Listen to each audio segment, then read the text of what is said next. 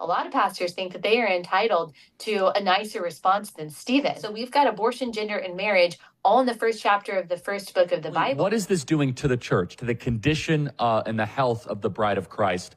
This movement of empathy, as you call it, toxic empathy. Well, toxic empathy can lead to an obsession with people pleasing. You put people on a pedestal and you care more about their offense and their feelings, their anger, their outrage than you care about shepherding your flock or being faithful to God. It means if you're led by empathy, then you are going to avoid the parts of the Bible that you are afraid will make some people mad, will hurt some people's feelings. I think that's what we see a lot in the church today. And really, they kind of cover up that cowardice by saying, well, I just don't want to get divisive. I don't want to get political. I'm just preaching the word of God.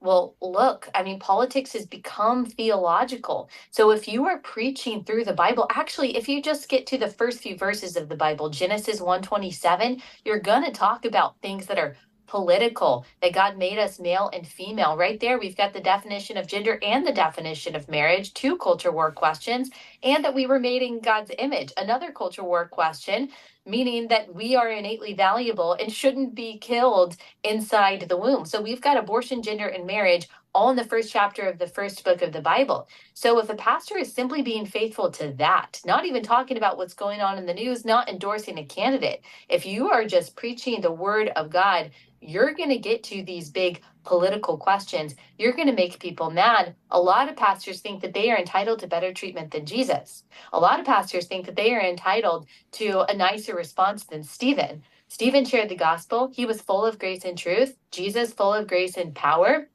And yet, of course, Jesus was crucified. They chose a thief over him. Stephen was stoned to death simply for sharing the gospel. Pastors sometimes judge their effectiveness by people's response to them.